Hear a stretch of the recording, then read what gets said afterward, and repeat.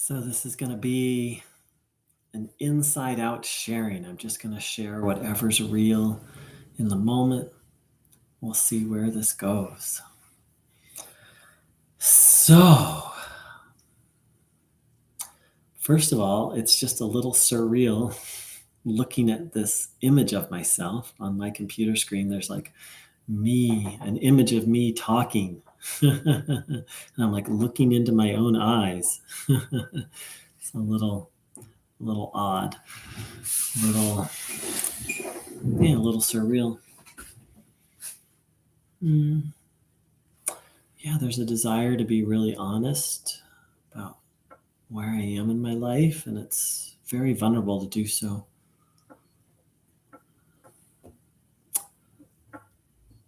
Yeah, where I'm at in my life is I have some money in the bank, and I have some possessions, I have some activities and some friends. I have a cat, all of which I'm very grateful for, and I feel very much at the end of my rope. It's interesting, not in this moment. In this moment, I feel peaceful and clear.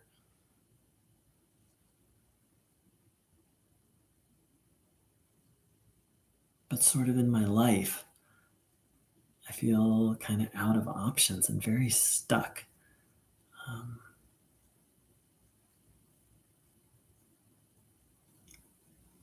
It's so amazing. Like in this moment, like it's hard to even fathom that.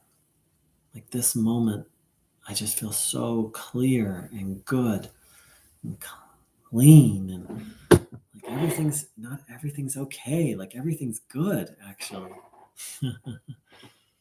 And like that's this moment, and there's this awareness of deep waves of suffering that have come very deep, like wanted to kill myself just 2 nights ago. I was feeling not dangerously, not like I was going to act on it, but really feeling like it was inevitable. And that was just 2 nights ago. So it's like what to do with that. Like here I am in the present moment, feeling very centered, peaceful, good, feeling joyful almost. And then what to do with that fact that 2 nights ago I was at rock bottom and been experiencing a lot of suffering for the last many years. On the one hand, there's like, I can just indulge in it and just think about it, like almost make myself miserable, right? Like, oh my gosh, 2 days ago I was so bad, things were so. The other extreme is to be like, oh, well, I feel good right here, right now, so everything's good. And neither one of them feel helpful or accurate or.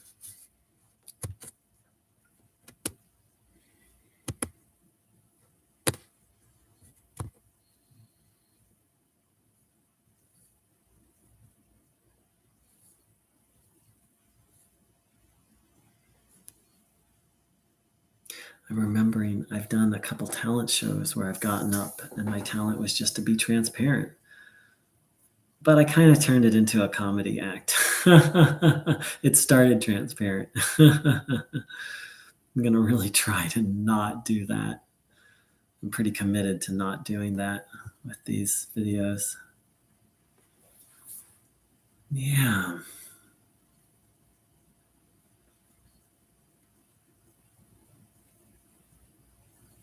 Right here, right now, there's the awareness of this eye. I'm not sure how visible it is to most people, but if this eye is looking directly on, this eye will be looking off to the side. Conversely, if I switch, let's see, how do I, there you go. If this eye is looking directly on, then this eye looks a little off. The two eyes don't really work together. And I'm mostly not self-conscious about it, but then every now and then seeing myself on a like staring myself in the face on a computer screen, I can become self-conscious about it.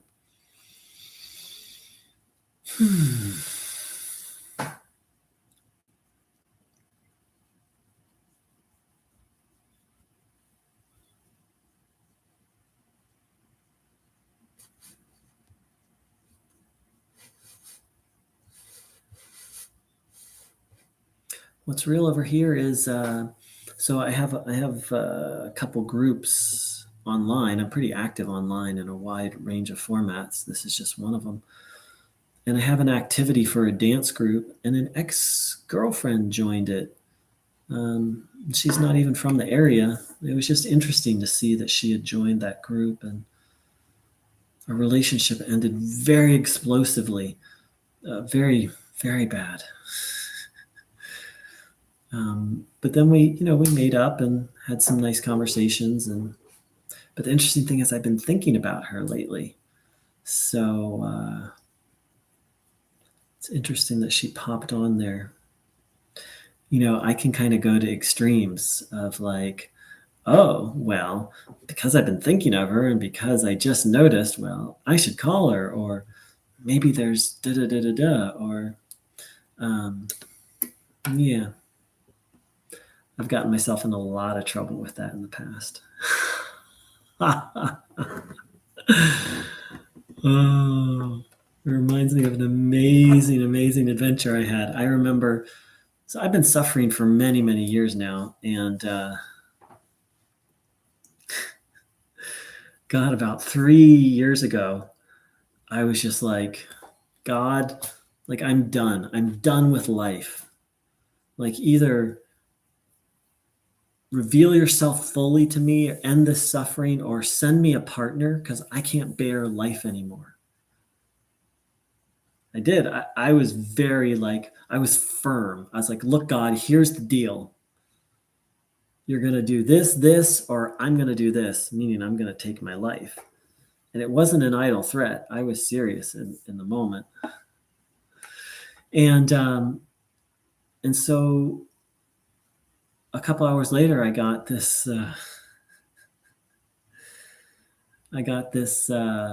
message from someone from an online personal ad. And so when we talked on the phone, I didn't tell her initially, the demand I placed on God. I was pretty amazed. I mean, it was pretty, and because it was an old personal ad that I'd put up years ago and hadn't looked at in forever. And when we got on the phone, she's like, "This is very strange." I'm like, "Well, we're just getting to know each other. We just met electronically. Yeah, it can be a little strange." And she's like, "No, no, I was just, I was looking through these profiles and I saw yours and I felt like I had to write. Like I've never done this before. I've never, I've looked at a lot of personal ads, but I've never reached out to one." But she's like, "I felt possessed. Like I had to reach out to you." And so I went and got my credit card. It's like I was watching it happen because it's not me. It's not how I normally behave. This is all the things she said. And I went ahead and paid for it. And then I wrote you a letter, but it was like something else doing it. It wasn't me. I was pretty blown away.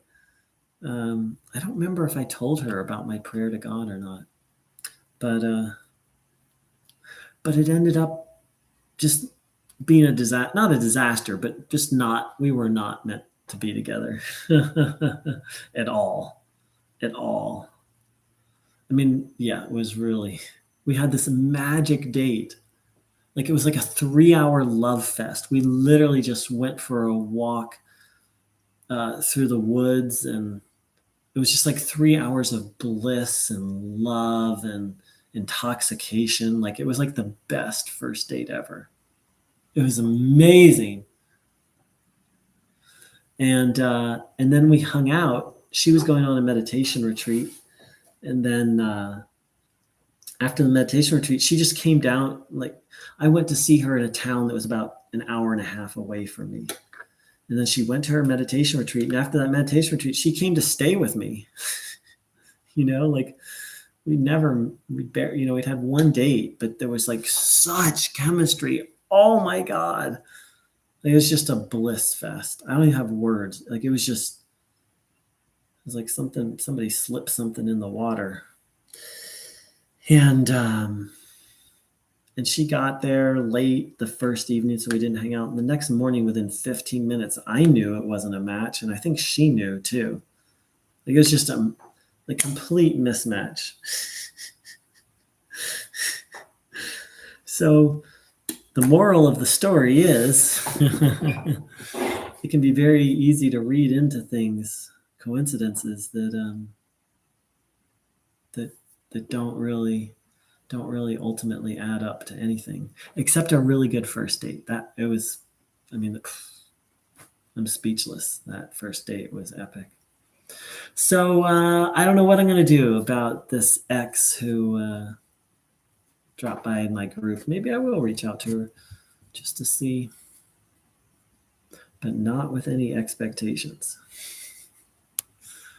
So I don't know if anyone was live during any part of that, or if anyone will ever see this, but I sure loved sharing it. So thank you so much for dropping by. Big love to you, and watch out for those coincidences. They don't always mean what we think they mean.